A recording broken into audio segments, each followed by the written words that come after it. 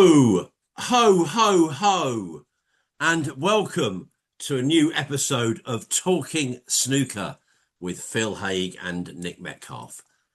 Once again, talking about the game we all love. Yeah, festive times. Merry Christmas, everyone. Near enough. And it's been a festive kind of snooker week, hasn't it? The shootout that's got Christmas party written all over it, hasn't it?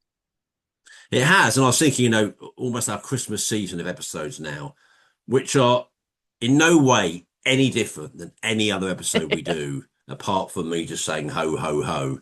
So I'm not, if there was some sort of regulator, like, what are you doing? This is nothing, not even a thing. Maybe we could get a sort of silly house, and we don't even do that, do we? But that's fine. Yeah, compliments of the season, everyone. And well, Alfie Burden will be enjoying a great Christmas, Phil. He's the winner of the shootout, isn't he? And it's all very off the beach and winning the tournament here. That was Denmark Yeah. famously, wasn't it, in Euro 1992? This time it was out of the swimming pool. Alfie drawing a few lengths. Oh, I'm in the shootout. Might as well go and win it. I mean, amazing performance from him to do so, wasn't it? And I texted you earlier, and I haven't given you the reason why I did, but I did say to you, didn't you write that piece about underachievement generally with Michael Holt? Because Dave Hendon did a pod episode off the back of it. And I don't know what made me go to that, because obviously, relatively similar ages or in that ballpark of later in the career and what have you. And it made me think, there's always a sort of, what's the right word? There's something a bit of there's something lamenting about those old guys, about hasn't really worked for them. You get it with Peter Lyons a fair bit as well. And a few of them that haven't really put the trophies in, but have had long careers, done more losing than winning. Every snooker player does, even Ronnie. But these guys have done sort of a lot more losing than winning, if you like. And there's always like, it could have been better, could have been that. But doesn't mean they can't have days in the sun, does it? Mm. And I was thinking, this has been a hell of a days in the sun year for Alfie Burden. He won at the Crucible, the World Seniors. Now he's won this. I mean, when he woke up on New Year's Day 25 and thought, oh, what might I do in the snooker year? I mean, even if Santa Claus, old Father Christmas himself, would come up with a plan, it wouldn't be this good, would it? Incredible stuff. Yeah, absolutely. Yeah, and considering he sort of lost his tour card now, that was a blow. But he's dealt with it as well as possible, and winning these other sort of events, rather than slogging it around on qualifiers all the time, it looks a bit more fun. And yeah, he sort of was playing great stuff really all the way through. He played like someone who didn't have anything to lose, and he didn't lose. So great, Hmm. just the perfect week for him. I mean, that story is incredible. How he didn't know he was playing until the Wednesday morning. He literally just ran to the club to get his cue and got in the car and drove up the M1. And they jiggled the schedule around so he could go on last in that session. Uh, he has been playing a bit because he was in a Q Tour semi-final earlier this month, actually. So there was a little bit of form there. But yeah, no one was predicting Alfie Burden was going to win this because no one even knew he was playing it. I mean, that's how remarkable it is. Yeah, absolutely. I was just saying to you off the air, in almost his last three or four matches, he was just superb. I mean, I comment a lot on pockets. I think there have been issues over them, but I actually don't really like the word buckets. I don't think I use it on here. I hope I don't. If I do, it's inadvertently. Hendry made me laugh with the bucketry thing. He made us all laugh with that invented word recently. But I don't really. I don't know why it doesn't work for me, particularly that word in this context. But for once, I thought it was almost a bit like that with Alfie Burden. The pockets were made to look almost like they were massive in his eyes. He was like, he just looked almost unbeatable in those, even against Stewart in the final.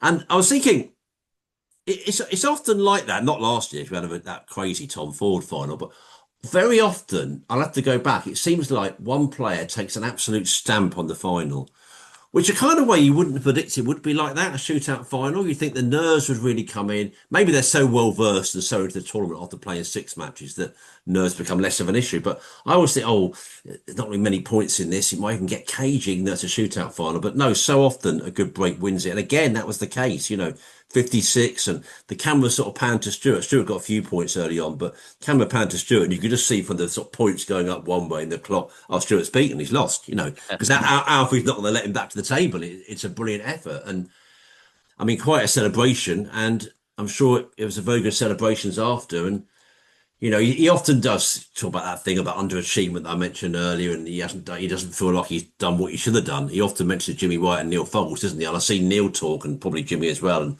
they'll sort of say similar things. Actually, there's that sort of lamenting thing. He hasn't really lived up to the sort of promise he had in terms of delivering, in terms of long tournament runs, in terms of trophies. But this is just a brilliant one, and you know, I mean, yeah, it categorically should not be a ranking event in my view. But who'd have believed that he'd ever put one on the board type thing? That's what he's done, and it's a brilliant success. And world champions just can't win this event, can they? Yeah. They keep getting close, but falling at the final hurdle. Yeah, well, I think that's two times Stewart's been in the final. Kind of player that suits his game, isn't he? But yeah, no, it's very difficult for to predict who's going to win, and sort of conquering the crucible doesn't give you any advantage. Hmm. But yeah, Alfie, yeah, I mean, I think it's fair to say he hasn't lived up to what he would hoped. I think he made his crucible debut in 1998, and he's not played there since. Wow. And Oh, wow. uh, and he look, I've watched highlights of that before. I think maybe I've dreamt that, but I've looked back at that debut, and he got sort of rave reviews. He was a very exciting player at the time. But yeah, to do very little in the game really since then is surprising. Um, but yeah, no, obviously a great player on his day as he's shown recently. And yeah, I think throughout the tournament, not just at the end, that first round game against David Lilley when Lily was sort of 46 ahead, I think, with about four and a bit minutes left. And he missed a surprising red to middle. And Alfie made a great break to go ahead there. So he just looked, yeah, superb throughout the tournament. Um, and yeah, I think you said before, like a day in the sun. I've heard Michael Holt talk of it like that as well. Just it, it doesn't quite all seem worth it just for one day in the sun. They want more than one, but it certainly makes a lot of the bad days worthwhile when you just get that one moment, that one bit of success. And of course, the ranking points this time make a huge difference because it's probably going to get Alfie back on tour on the 1 year list, most likely 50,000 Mhm. ranking points. So that's huge, and for Stewart as well. Actually, I think that'll quite firmly get him in the Grand Prix and give him a helping hand towards the players as well, and nudge back towards the top 16. I think after the final, it goes down so significantly that it's not going to make. Well, it might, 500 quid here and there could keep players on tour eventually, Mhm. but generally it's just the two in the final that make a big difference too. And what a difference! Yeah, I mean that'll get him back on tour next season, almost certainly. Indeed, absolutely. And it's one of those where, if you want to see the full picture, you go the various outlets, aren't they? Very good outlets. All the scores on snooker.org, various stories on WST. You're great with your social media feed, keeping people up to date. There's so much that happened. Obviously, I've literally scribbled down a random few highlights here. Onyee beating Mark Allen's one for sure. Terrific victory for Onyee. And I tell you what, it's one of those where I think the clearances are always kind of good. And you think, oh, this is the best I've seen. But actually, there are often there are great clearances every year, I think. But what examples this time? Ross Muir. I mean, looking at the clock, you think you'd have to go some to beat here. Came from a long way behind, right at the end to beat Liu Hong Yu. I mean, Stan Moody, that was a hell of a clearance to beat Lan Yu Hao. Great Brown. He was like Tony Soprano after that, wasn't he, with the celebration? Great stuff from Stan, loving it. I see you and others flagged up the 141 from Wu Yiza. I mean, what a player that guy is. I mean, I think more and more they should sort of build Chinese snooker and the story of it around him, really. And as you rightly highlighted on social media, Phil, I don't know, more smaller names or lesser names than normal, maybe, because even fewer of the top ones played. But the likes of Zach Richardson, the likes of Caden Brearley, the likes of Kaylan Patel, all performing well, getting their moments in the sun, on the television, on the telly. How much confidence is that going to give them? So, yeah, loads of sort of exciting stories. Always that thing I say, if you don't like one match, don't worry too much. With another one coming along, it's bang, bang, bang. And, some great stories. But yes, Stan, I mean, he played a bad shot to Brown. You think, oh, he's going to struggle with this. But I think Jimmy described it as just one of the most beautiful pots you can ever see. It was in the heart of the pocket. That takes some doing from that angle. It was a brilliant, brilliant shot. Great clearance. And maybe I just remembered we should talk about that bloody Michael Holt thing. I can't get my head around in a minute. But the clearances, you explained that. the clearances were something else. I don't know if it's Stan or Ross. You said it's one of your favourite parts of it, and I get what you mean, but they were both so special, eh? Yeah, I think Stans was a trickier clearance. I think that was Yeah, it superb. was. Really against the clock, obviously. But yeah, no, really good. And uh, yeah, Ross's was great. And yeah, I made the point on Twitter like that. Those sort of moments for those sort of players who spend most of their career just playing in front of no fans in qualifiers. Yeah, ultimately that's just a one frame match in a last 64 of the smallest ranking event, really. But it'll go down as one of his favourite memories, I'm sure. Like the crowd were going wild, just getting to lap it all up. It was brilliant snooker that he played as well. So yeah, no, they're great moments from the shootout. Ethan Llewellyn as well. I thought I was really impressed with him. I didn't know anything about him at all before this tournament. I thought he looked good. And yeah, Zach Richardson. I think it was that break against Sijawi he made, which was very impressive. Um, he's the English amateur champion, so no surprise he can play, but he looked great. Um, he's a bit older, I think he's in his late 30s, but yeah, a lot of the teenagers were impressing. Caleb Patel, I thought looked really good. So yeah, that's exciting to see, and it's a great experience for them. Yeah, Onyi following up that win over Allen with beating Aaron Hill as well, so very, very nice. Um, and Wu, even in that match he lost to Gilbert, he made 30 in no time at all. And he very Yeah. nearly did it. Um, yeah, it generally reminded me of just watching Big Break, just running around the table, just plotting everything, someone winning a few quid. But yeah, no, he's sensational. And yeah, I suppose we should speak about that whole Hugill thing. Very unfortunate.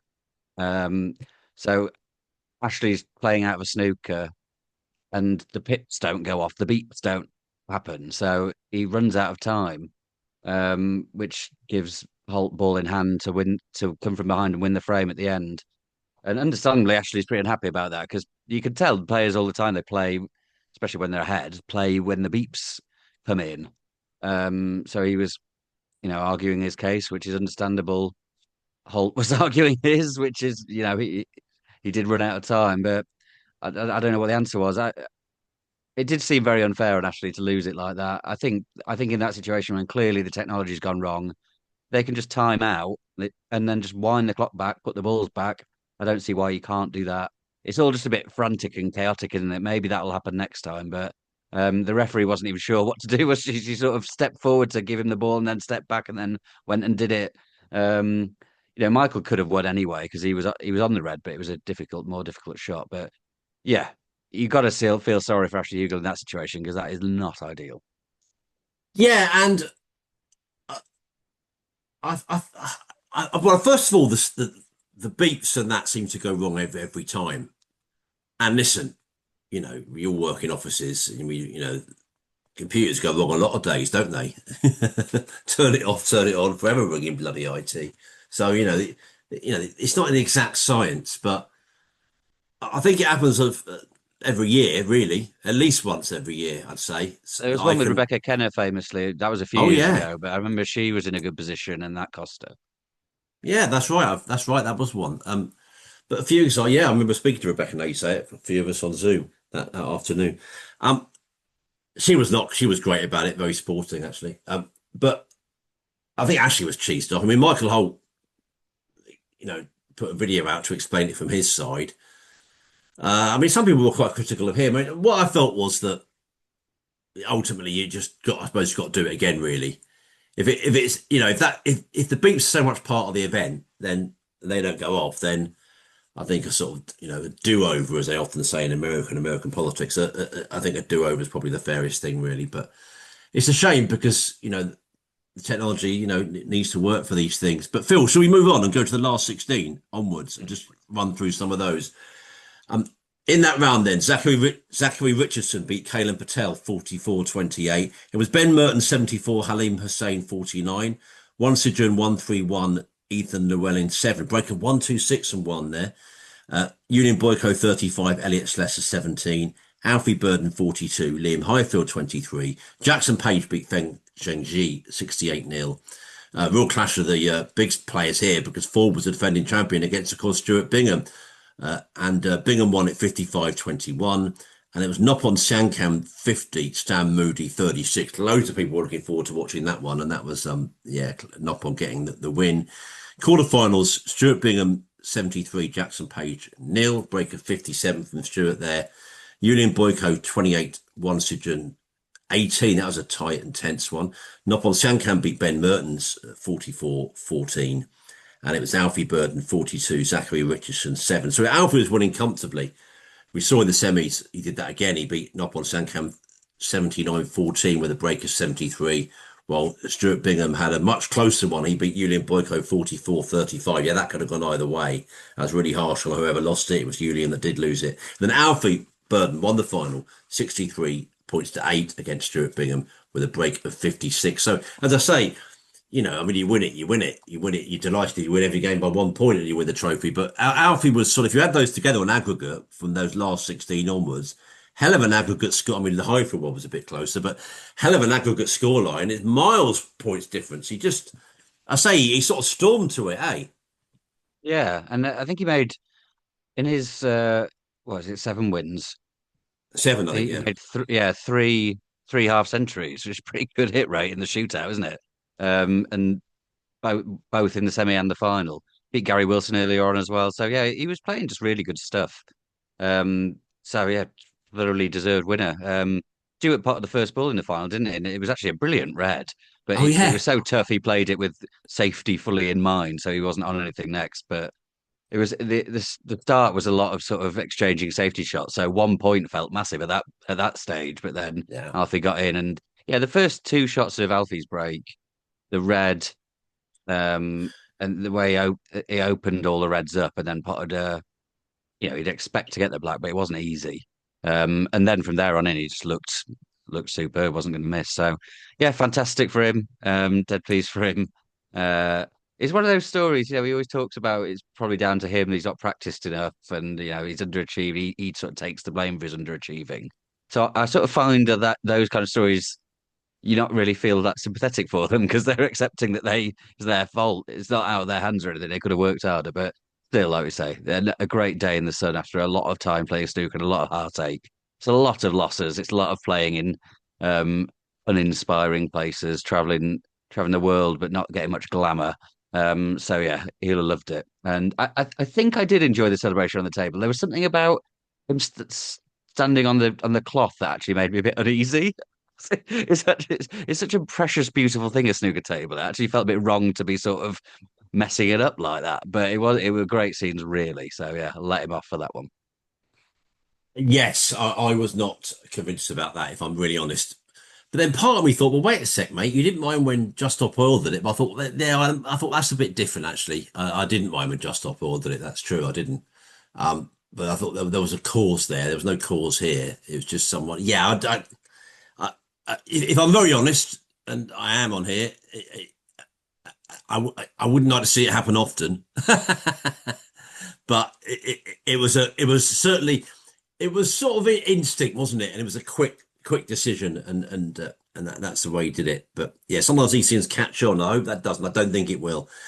Um, Shootout overall, I have gone off it a bit. I can't lie. I think the crowd at times doesn't really work for me. I mean, I think you mentioned one of the nights while Saber Five was playing. It was very noisy, really, bit much. Having said that, plenty of people I know inside the arena said it was actually far more palatable this year, and they actually worked pretty hard, didn't they, in kind of trying to control things. I know that photos and videos were very much frowned upon. They were very sort of strong on that not being allowed. That they didn't like things to sort of get out there. There was more control over the whole thing, which you want. You don't want it too ridiculously controlled because then the fun goes away. But at the same time, you can't have people shouting at egg fried rice to Chinese players either. So it's a balance. I don't always think the discourse is that brilliant around the event either, actually. But listen, what I do think is that you do see drama on the table. I don't think you can say that. And the arena's great. I mean, I know that building, I know that place. That looked great. People said it could hold a different tournament, a bigger one actually. I know it sounds silly, but I sort of love things like the team were in the middle. They didn't need their own studio because it's that sort of place. There's that gladiatorial feel in the bit. And I love the commentary box, by the way. I'll have to ask Neil or Dave or someone if I see them sometime what that's like, because I thought that was one of the best commentary boxes I've ever seen in sport, Mm. actually. It was just right over the, it was like just something incredible about it. I know they're close in places like the Crucible, but everything's close in the Crucible. But this, I mean, I suppose everything's close in this place, actually, because it's, look, it's fairly intimate, but, it all looks intimate when you see different parts of it. But I just thought where that commentary box was brilliant. So I thought the arena added to it. A lot of fun in Blackpool. Didn't see much reception about Blackpool full stop, which I was quite surprised about because I always think it's a sort of stunning place, but people seem to yeah, sort of, get a lot out of it. I'm not sure what the weather was like. I don't think it was absolutely freezing. I don't think it's fairly mildish in Britain generally compared to sort of, other times of other Decembers we'd have. But yeah, I thought the arena certainly added to it. I'm not sure what you would say about that. I suspect you'd agree. And I would have thought that's a place for it to stay, isn't it, really? Because the other ones they've had recently have been a bit identikit, really. Yeah, definitely. Yeah, and it is staying there for next year, isn't it? It's definitely an improvement. It just suits it. I mean, yeah, those in the round venues look superb and are superb. It's really good. Um, Tickets apparently went well, didn't they? I mean, it was obviously quiet the first Wednesday afternoon, but not dead by any means. It was all right. And then got Yeah. really busy at the end. So yeah, it all worked there for me. Yeah, I mean, I always really enjoy the shootout for what it is. I think I really enjoy it, and then I've had enough. So it's just the right amount for me. Um, and yeah, I was thinking about the crowd. I think I don't know if we made this point before. The size of the crowd compared to say like the darts that's on now, which is so much bigger. You've probably got way more sort of annoying, disruptive people at the darts. You just can't hear them because they don't stand out in such a big crowd. Whereas you are sort of beholden to if there's literally one idiot at the shootout, you'll hear everything they say. So it's really difficult to police. And you just got to get on with it. And like, yeah, I think the finals day was great from what I saw. And in general, yeah, there was no sort of unpleasantness like there was last year where it sort of crossed the line a lot. I didn't notice any of that. But yeah, occasionally you are dealing with literally one person who's sort of making it quite annoying for you at times. Uh, but yeah, no, as a tournament though, it did everything that it always does for me. Yeah, it was a lot of excitement, a lot of seeing people who you never see and getting to see them win, getting players in the commentary box as well. I always like that. They were popping Yeah. in there doing a good job. It's nice to see them all like in the stands watching as well. Yes. So all good. Yeah, I think one thing this this felt more than ever. It might not, other years might have been similar, but so many pullouts. Alfie was 20th reserve and he got Yeah. in. And I think part of it being a ranking event was to try and attract top players in, but that's sort of fallen by the wayside on that front now, which is a good sign. I mean, there's so many big money ranking tournaments; they don't need to come and play in this. Um, but yeah, so yeah, overall an enjoyable 4 days, like it always is for me, and definitely improvement from last year in Leicester for sure. Yeah. I mean, you made some good points there all round. I'm really glad you mentioned the players. I've forgotten that. Again, it might have been an easier audience because those I love the circular arenas. I totally agree. There's all gravitas about them, be it Goffs or this, or generally when you see them, I think they're great. There have been players watching other shootout matches, but there's something about the Blackpool one. I think it's easier for cameras to pick out people, or you can see people a bit easier. Maybe I think I'm mobby, but because there seemed to be loads this time. You're right, and there were sometimes all pockets together, and that was good. I did like that. I'm glad you said it. I think I'd have forgotten to say that. And also, yeah, the numbers seemed okay for you're right for tickets wise. I did think what's the other point? Yeah, loads of pullouts, absolutely. And you're right. It was, and again, yeah. I mean, listen. It shouldn't be a ranking event. I always feel guilty on behalf of the media. 'Cause I never thought we quite argued that enough. Really, I thought we should have argued it more at the time and almost made sure that didn't happen. Really, and I think we had got the power to do that actually. But one reason or another, we didn't do that, and now it is. But listen, it was good in many ways. And, very exciting. Final day is a good day. You're right. It's a good day of sport that. Because I mean, you're not now, so you know it, but at one stage you're sort of thinking, are we ever going to see any progress in this tournament? It just seems like it's just like That so not first too round good. feels long, Yeah. doesn't it? Then suddenly it all happens, and I kind of like that. I'm used to it now, obviously, because we've had quite a lot of years. And then that last night, down to and the draw everyone. I love that element of it. The draw. Now we'll do Jimmy doing the Rod. So you might not have seen Jimmy. I know you out. Jimmy doing the Rod Stewart and the. I meant to look Oh, at I that missed again. that. Actually, oh yeah, they Oh, loved that. Jimmy made it, and it. superb. And sometimes things sort of laugh. We think, well, it's not funny again and again. But with Jimmy, it sort of was. Even the sort of fifth or sixth time, it was still funny because it's Jimmy. It was there. It was good. Anyway, let's move on from the shootout, shall we? And give a name check, a Christmas name check, which is no different from any other name check. Of course, you are listening here to the Talking Snooker podcast with Phil Haig and Nick Metcalf.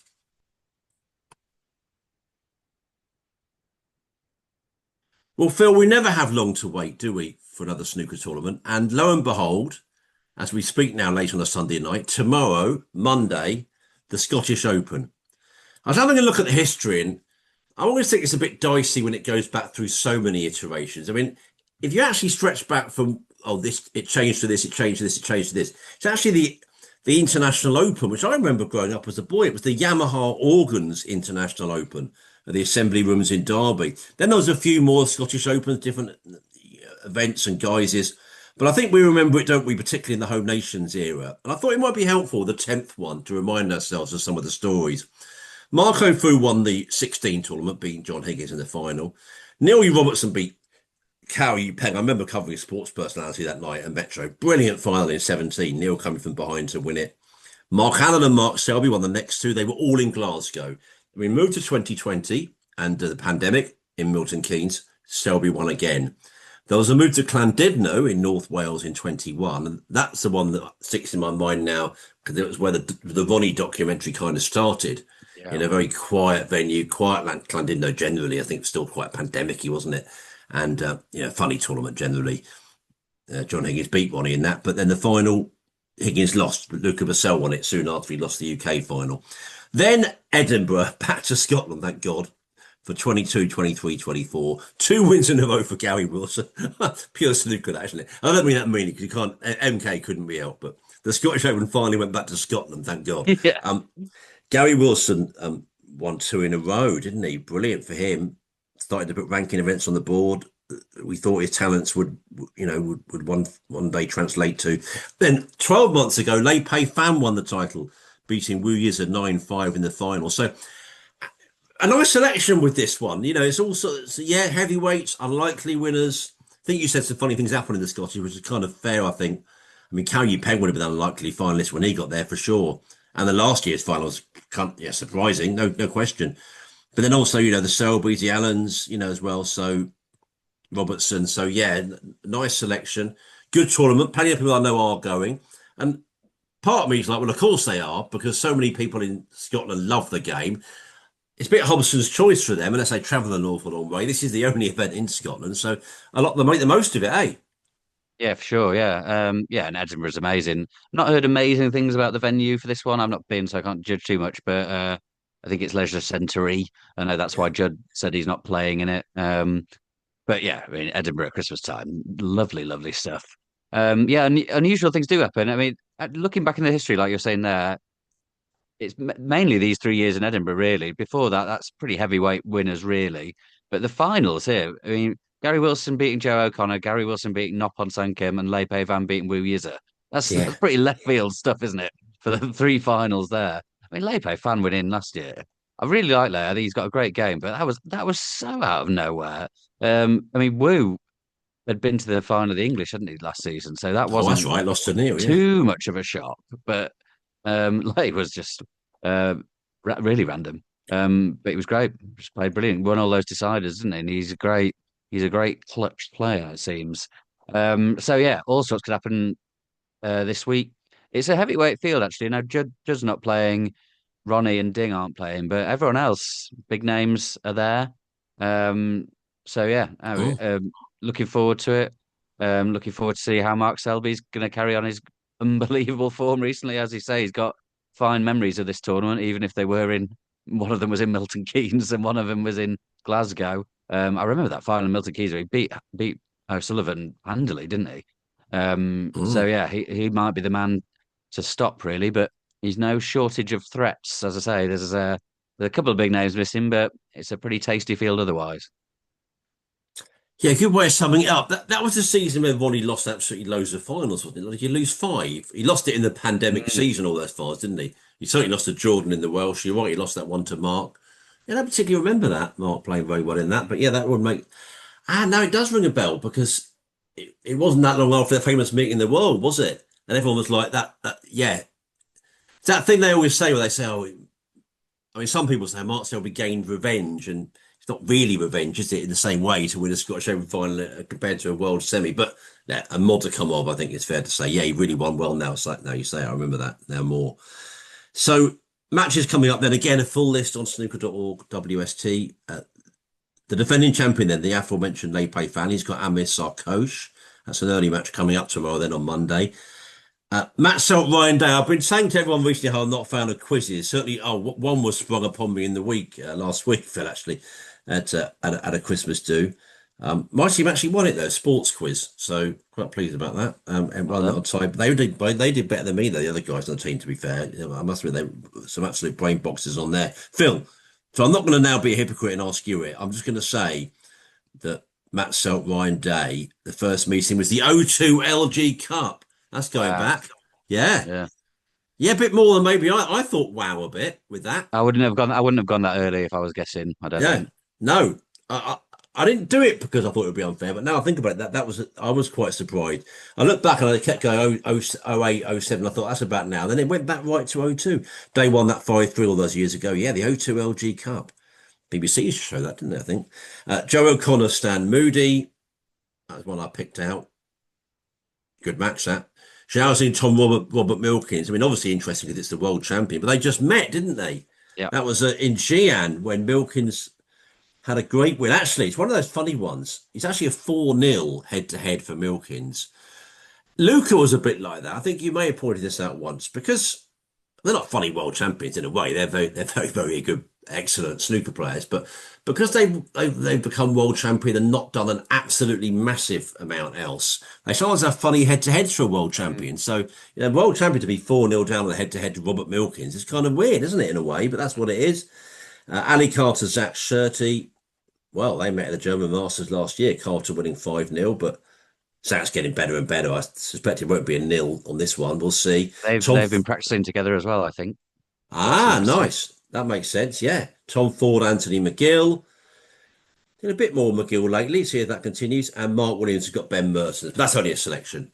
Loads to come. And yeah, really good action, Phil. If you are going, of course, you say you're early in the week, lots of good matches. You're right about the venue. I hear it's very, very much an unprepossessing one. I think in fact, some people have said it's sort of not down there with Brentwood. Nothing's quite as bad as that, but it's in that sort of ballpark. Really, said it again. So you laughing. Didn't mean to. No, nothing is as bad as that. But it's down the list, isn't it, in Yeah. terms of venues? But carry on. Well, yeah, yeah. As I say, I've not been, so I can't comment too harshly, but that is what I've heard. But yeah, if you are going, let us know um, how it is. But as I say, the city is just one of the great cities, so I'm sure you'll have a It great is. time either way. Yeah, I was going to say late that the defending champion tends to go on in that early slot, doesn't it? The 10 a.m. slot on the opening day, which is a bit of a graveyard, really. It's a bit of a Oh yeah, shame. because Wilson went a bit annoyed about that, didn't he, when he had Yeah, it? Or was that a and I different? think Was that that's the fair enough. Welsh? I can't remember now. One or t'other. I think he was Welsh, but yeah, it's the same setup, and you sort of Yeah. it's just really low keys. People aren't really in yet. You're not even getting it's not on the TV. It's streamed, but it's not. It doesn't get the full welly of being introduced as a defending champion. And obviously, if you lose, that's your one chance. So um, I I do like the idea of a defending champion going first up, but in just in these tournaments, the first session is extremely low key. There's only two matches. So yeah, it can be a bit of a shame. But yeah, I think you mentioned all the ones that I was looking forward to. Yeah, Ford McGill is a really nice early one. Maguire against Chang Beng Yu. Be nice Mm. to see a Scottish player having a good run here.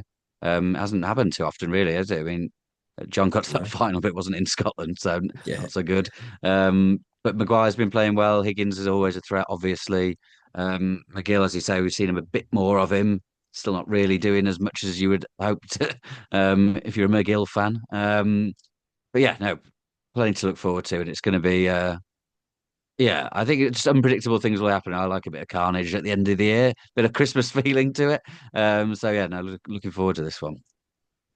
I like a bit of carnage at the end of the year. You're in the right country for that, aren't you? Bloody hell, some of the nights out I've been seeing lately. My out and about. Anyway, Phil, correspondence. Let's move on. We don't want to do a long episode. I think we've done about just over half an hour, maybe 35 minutes actually. And let's do this. We've got a bit left over, and it's left over a while, which you can tell by someone here first talking about the champion, the champions. But anyway, great to hear from you all, and we are grateful. Graham Walsh says, "Hi, Nick and Phil. Congratulations on your fifth anniversary. I've only been with you for about half of that, but talking snooker is always a must listen. I enjoyed the Champion the Champions on ITV, but I'm not sure I agree that the Champion the Champions is up there with the top tournaments. There were too many mismatches in the early rounds. Judd got through to the semis playing below par and beating players well down the rankings. It's undoubtedly good news, though, that ITV Sport will continue to bring us the event. Some other TV platforms could learn from them. Their knowledgeable directors always choose the right angle and know when to show or not show player and crowd reactions. And glory be, they stay with the complete shot until the cue ball comes to rest. Thanks and best wishes, Graham. Great use of glory be there. Um, glory be that the cue ball is seen on telly. Quite right too. Well, that's barking mad where they switch from. Where's the bloody cue ball for God's sake? You know, as much as these reactions are great, I want to know where the balls are. Anyway, nice words on the anniversary. Great to have you listening. Really, really appreciate that. Yeah, I mean the champion of champions is. I mean, I think it has got the elements of a top tournament to be honest. Although I think it has fallen off its pedestal a bit, partly to do with venue for me. I said that at the time. I loved it in Coventry. I think it's lost something a little bit along the way. It's been a bit of a funny about the qualifying criteria. I know they made it clearer earlier for this next one, but yeah, I'm not sure. I know what you mean. Those first, it's the afternoon ones that sometimes can be a bit hit and miss, actually. But then that's part of the, I suppose you say that's the ethos of it, or it's become the ethos of it to have winners from different events. So you kind of normally the evenings, because most of the time the favourites win in the afternoon. You get top evenings and you get top semis and final. But I know what you mean, and but yeah, and kind words, Graham, and many thanks to you. Yeah, I suppose it just depends how the season's gone. If we're looking to next season's Champion of Champions, there's been so many different winners that Oh, it's going to be a great field because the sort of lesser events are less likely to be on. It's just going to be loads of oh players yeah. who've won pretty big ones. But yeah, I do know what you mean about the Champion of Champions. It's not one of my favourite events. Um, it just feels a bit sort of no, it's really good. I'm not. It's not. It's not a bad event, but something just feel a bit less. Probably because it's non-ranking, it just feels a bit less important. It's got a different look to it, but I quite like that.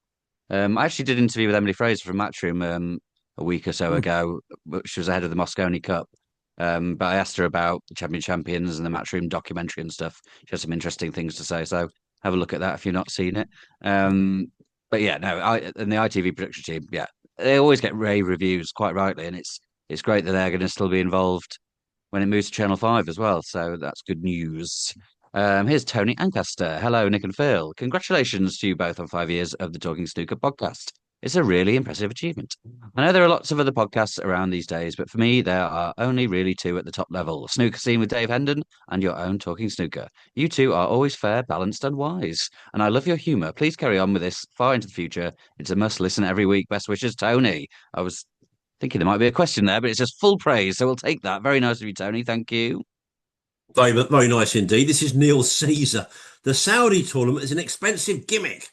All matches are best of seven until the final, which is best of nine.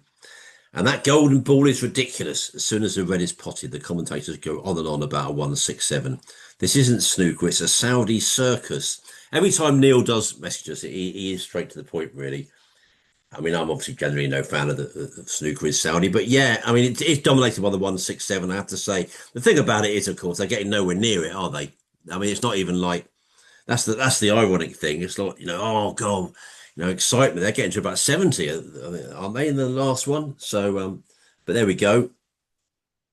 I mean, best of seven and best of nine. I mean, that's pretty regular, in fairness, isn't it, across snooker? But yeah, a Saudi circus. There we are, Phil. Over to you, and then you can finish with our good friend Brian.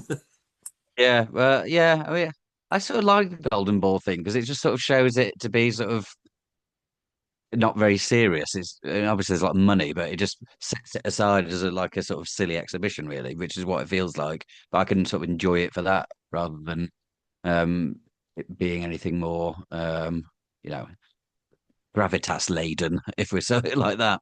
Oh, Um, yeah. but but yeah, no, I understand people's displeasure with it. Brian McGovern, hi Nick and Phil. Hope you are both keeping well. Thank you for Brian. I admire Nick for getting his priorities straight. Having the World Snooker Championship as the first entry in his diary is very important. Love it. Best wishes, Brian. You might have to explain that to anyone who doesn't know. Well, yeah, I mean, obviously, it's an element of like anything I do really is sort of doing it for laughs, but I do actually put the World Snooker Championship date first in my diary. That isn't banter before birthday, and I would do without banter. Even if I'll do something for laughs, mate. It's not for that. I share it, but that is the biggest thing I'd say in terms of our lives and covering sport. Not I would hesitate to add our private lives, but uh, in terms of I would think, and you know what it made me think as well. Maybe less surprising for us as hosts of a snooker podcast, but what I love about the World Championship, one of many things I love, is that a lot of journalists and broadcasters that we know from wider broadcasting, so many of them will say it's either up there with the best or the best. I think Rishi Prasad, I can't remember if he's the or one of the now. I think he might even be the. I've spoken to Rishi a few times. He absolutely loves doing it. And that's an example, but I've always appreciated that those that are a part of snooker in a smaller way, not week in, week out, do loads like Rishi does racing. We see him everywhere, Wimbledon, the Open Championship, one of our great broadcasters for me, Rishi. And yet it's not just like, oh, I've got the snooker to do for 2 weeks. Yeah, it'll be quite good. They absolutely love it and embrace it. And I think that's very, very special. Yeah, first in the diary, April. We'll start. Well, it's always in our mind, Phil. We'll start. God knows, maybe we'll start the build up proper about a month before. But with Sheffield, you always feel as the reviews and previews in our mind are always sort of ever present, eh? Oh, definitely, yeah. It's really as soon as the Masters finish, I think it really starts the road to the Crucible. So yeah, it's quite long, but yeah, no, it's right. Yeah, but yeah, I always like it when Rishi's there. I think he's a great bonus because you sort of in the big ones, Hazel's the main one. You always like seeing her, but then you're like, oh yeah, Rishi pops up. He's great. I think he's great on the. Sometimes he'll do like the post match interviews straight after the. He won't just be presenting. He's excellent at that as well. So yeah, fully endorse those sentiments there. Yeah, he's brilliant at doing that. He always asks the right questions. He's probably the best at doing that, actually. Quick note of thanks as well. Thank you to Lars Johansson. We met at Lars, didn't we, during that Tony Meo Trophy match? You sent us a nice email recently, which came between episodes. We didn't get a chance to read it out. It was a bit of a tournament preview. But you did say, your own tournament preview, you hope Mark Selby will win the tournament. And that's exactly what happened. And I know from looking at social media, you were at that final, Lars. I know you had the most brilliant of time, and that was, a very significant piece of icing on the cake. We were delighted to see you. Thank you for coming to the Castle Club. And, I know you got I think you might have been on telly, actually. I think you might have been on TNT, but we know you had a great time, and it's great to hear from you. And yeah, he must be a sucker of a punishment coming to watch with Tony Meo. And that's like, it's a masochistic streak. It's more than a streak, isn't it? I mean, it's mad, mad thing to do, but lovely. We really are great to see him. He saw some much better snooker over the road at the Barbican, a great trip. And I've seen some stuff from Lars. It's not like he lives in Vancouver or Toronto. Even when he gets back, he has to go on another bloody, 5, 6 hours. So that's proper dedication. We like using that word proper. What a proper snooker man, proper snooker fan, Phil. Absolutely, yeah, unbelievable effort there, and he went to loads of sessions. So yeah, I'm glad he had a great time and saw his favourite guy win. Love popped in to watch a bit of our snooker, and we were sort of plodding on with that match. So I messaged him afterwards saying so we didn't get to chat for longer. But yeah, no, lovely to see him, and yeah, just fair play for all that effort you put in because that is a big old slog just to get to York, and you were treated to a great tournament though. To be fair, the UK was brilliant. So yeah, I hope you had a great time. I'm sure you did. Indeed, and please do keep in contact and always, do write to us. We love hearing your correspondence and seeing that, Lars. Well, about to shut off then. Any other business? Radio Snooker with Nick Metcalf back on the air. I've been talking telly on there. That's available from a number of outlets, including Apple and Spotify. I'll review the snooker year for Sporting Life soon in my final column of 2025.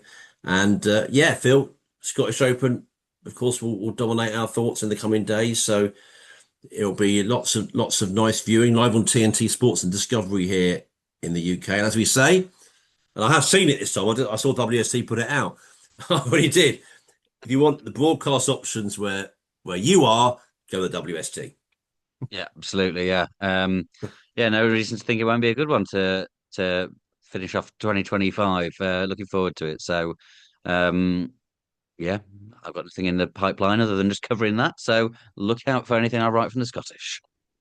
We look forward to that. Remember, Neil Folds joins us in January at the start of 2026 to help us preview the Masters. Now, I know we had Neil on here before, but you know, there's always great stuff to ask Neil. So do get your questions over. I know it's a busy time of year and we're all doing lots of things. So um, might be one to think about in the back of your mind. But we'd love to hear from you. Questions for Neil. TalkingSnooker@yahoo.com or tweet us at Talking Snooker. Before that, we'll join forces, won't we, Phil, with the Wine Rack Pod for a snooker podcast Christmas special. Jenny and Chloe on there, me and you on here will natter away about the last 12 months in snooker.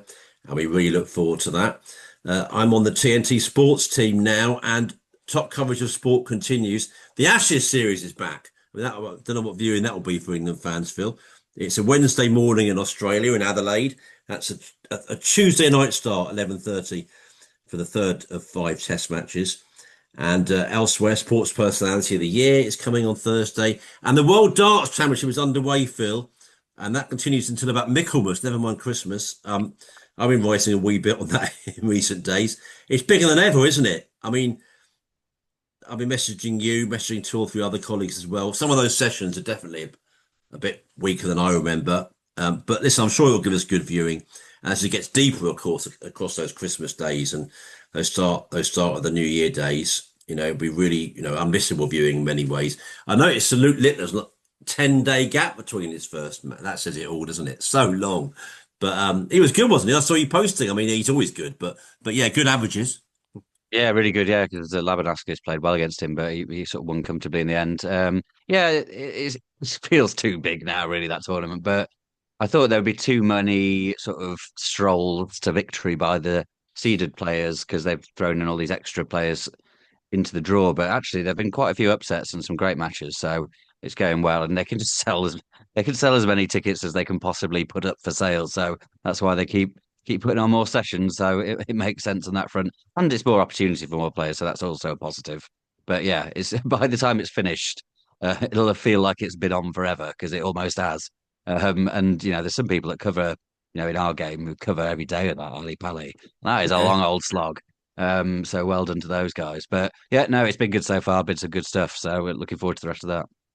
Yeah, Rob Moore, one of them, of course, plenty of others too. And we didn't mention the Moscone. The host won that, didn't they?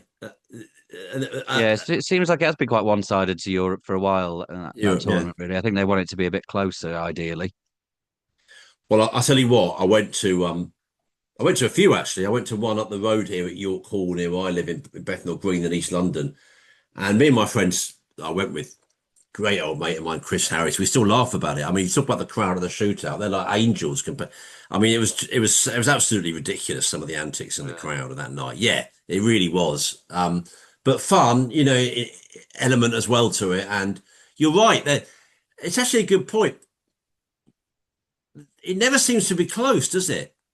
It never seems to be close. Maybe the earlier ones were. I mean, it's going 30 odd years now, but it just always seems to be that's what the one thing it's lacking. But you can't invent that, can you? If it's not like No. that, it's not like that. But Yeah. I anyway, don't know if you saw that clip of Jason Shaw sort of offering someone out in the oh, crowd, I did, which yeah.